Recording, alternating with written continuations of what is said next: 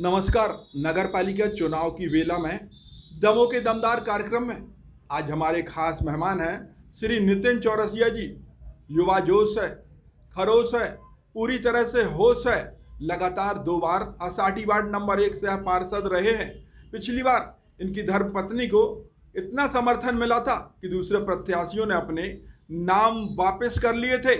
यानी इनकी धर्मपत्नी निर्विरोध पार्षद होने का गौरव अर्जित कर चुकी हैं।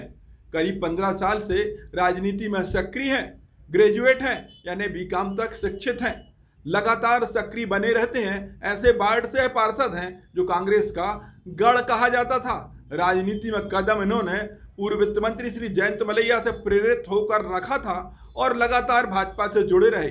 लेकिन अब बदले हुए हालात में यह टीम सिद्धार्थ का हिस्सा है। हमारे खास कार्यक्रम दमों के दमदार में पप्पू भाई आपका स्वागत है। नमस्कार। हम अपने दर्शकों के जरिए जानना चाहेंगे कि वार्ड विकास को लेकर पिछले 10 सालों में आपने जो काम किए और उसके बाद आप क्या प्राथमिकता है जो आप पुनः जनता के बीच जा रहे हैं। भैया, जैसे आपको मालूम है कि वार्डों में मूलतः समस्या सड़क, पानी और सफाई की रहती है। तो ये मूलभूत सुविधाएं हैं जिनको मैंने विगत 10 साल में सबसे पहले पार्षद बना। तो जो मेरी पहली प्राथमिकता थी, जो मैंने देखा कि संस्कार भवन के आगे का हिस्सा करीबन 30 साल से वहाँ पानी नहीं गया था, तो मैंने पहले चुनाव लड़ा और उनसे वादा किया था, जो मैंने विगत 6 महीने के अंदर पाइपलाइन डाल दी। और आज भी वहाँ स्थिति है कि बिना मशीन के 2nd फ्लोर पर पानी पहुँचता है। पप्पू भाई, देखने में आता कि जिस तरह से असाटी वार्ड 1 की तंग गलियां हैं, सकरी गलियां हैं, कई जगह अतिक्रमण फैला हुआ है। देखा जाए तो 4 व्हीलर भी नहीं पहुंच पाते हैं। आपके कार्यकाल में काम बहुत हुए, लेकिन पाइपलाइन जगह जगह खोदी गई और उनके गड्ढे अभी भी भरे नहीं गए हैं और पड़े हुए, बड़ी समस्या है।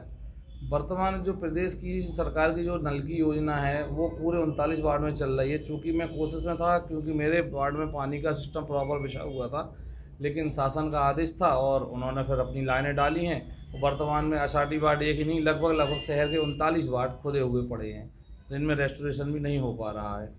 चूँकि वर्तमान में नगर पालिका में प्रशासक का अधिकार है। 2.5 साल से नगर पालिका भंग हो चुकी है, तो इसमें जनप्रतिनिधियों की उसमें भूमिका भी नहीं हो पा रही है। पार्षद के रूप में पिछले 10 वर्षों में आपके एक जिम्मेदार नागरिक की भूमिका सामने आई है। भाजपा की वे सक्रिय कार्यकर्ता रहे हैं। ऐसे क्या हालात निर्मित हुए कि आज आप टीम सिद्धार्थ का हिस्सा बन गए। जैसे कि आप सबको मालूम है, विगत उपचुनाव में दमों से भाजपा के जो प्रत्याशी थे, जिन्हें नगर पालिका विधानसभा में कैंडिडेट घोषित किया गया और जो परिणाम अप्रत्याशित आए हैं, उसके कारण शायद उनको लगा होगा कि हम लोगों ने विरोध में काम किया है, जैसा नहीं मालूम है। तो 1.25 साल से हम लोगों को जो अपेक्षा की जा रही थी, उसके पहले भाजपा में कोई भी कार्यक्रम होता था या कहीं धरना है, आंदोलन, बाकायदा कार्यालय से कार्यालय मंत्री के फ़ोन आते थे, उनको लिस्ट दी जाती थी कि आपको पार्षदों को काम करना, एक गाइडलाइन के तहत होता था। लेकिन 1.25 साल से ना कोई फ़ोन, ना कॉल, ना कुछ। और सबसे बड़ी बात ये है कि हर साल हम लोग सहयोग निधि देते हैं। इस बार वो भी हुआ कि हम लोगों को सहयोग निधि के लिए भी नहीं बुलाया गया। तो उपेक्षित हो रहे थे, इसलिए अपने स्वाभिमान को रखते हुए, देखते हुए फिर हम लोगों ने एक निर्णय लिया और भाजपा से इस्तीफा देकर टीम सिद्धार्थ मलैया का हिस्सा बन गए। दमोह नगर पालिका का अध्यक्ष पद पिछड़ा वर्ग के लिए आरक्षित है। आप भी पिछड़ा वर्ग से आते हैं, आप चुनाव जीतते हैं, तो क्या आप टीम सिद्धार्थ मलैया के अध्यक्ष पद के प्रत्याशी होंगे। चुनाव जीतने के बाद ये पूरी टीम तय करेगी, टीम सिद्धार्थ मलैया के अध्यक्ष कौन होगा। और जो अगर साथी आते हैं और हमारे नंबर्स पूरे आते हैं, तो ये सिद्धार्थ मलैया टीम की जो पूरे कोर कमेटी वो तय करेगी अध्यक्ष कौन बनेगा। यदि अध्यक्ष पद का सिद्धार्थ मलैया टीम के पास पहुंचता है, तो उसमें आप लोगों की प्राथमिकताएं क्या होंगी। जैसे कि हम विगत 4-5 दिन पहले घोषणा पत्र दे चुके हैं, तो पहले तो उस घोषणा पत्र पे काम कैसे करना है, उसके जो बिंदु हैं इकट्ठे तो हो नहीं पाएंगे, क्रम वाइज करेंगे, कैसे करेंगे। और तत्पश्चात एक जो मेरी पर्सनल सोच है, मैं पूरे 39 वार्ड में एक वार्ड समिति बनवाने की सोचता हूँ, जो मिनिमम 5 व्यक्तियों से लेकर 10 व्यक्तियों तक की होगी, वार्ड की स्थिति के अनुसार, जनसंख्या के अनुसार, जो वार्ड की मॉनिटरिंग करेंगे, खासतौर से पानी की व्यवस्था, सफाई की व्यवस्था और लाइट की। और रही बात तीसरी सबसे बड़ी चल रही है इस समय, कुटीर, जो भ्रष्टाचार देखने को मिल रहा है, वो 5 लोग या जो कमेटी रहेगी वार्ड निगरानी समिति, वो उसकी मॉनिटरिंग प्रॉपर करती रहेगी। 10 साल पहले जब आप पहली बार चुनाव मैदान में आए थे, उस समय आपका मुकाबला कांग्रेस से था। पिछली बार आपके मुकाबले से कांग्रेस भी दूर चली गई थी। इस बार आपका मुकाबला किससे है, कांग्रेस से है कि भारतीय जनता पार्टी से है। कैंडिडेट तो दोनों उतरे हैं, कांग्रेस से भी उतरे हैं और भाजपा से भी उतरे हैं। और देखने में आमतौर पर ये आता है जो छोटा चुनाव होता है वार्ड पार्षद का, ये व्यक्तिगत व्यवहारिक होता है। जो सिम्बॉलिक चुनाव होते हैं वो बड़े होते हैं, लोकसभा और विधानसभा। तो लग रहा था कि शायद टिकट नहीं मिल रहा है, जिस हिसाब से 1.25 साल से गतिविधियाँ चल रही थी।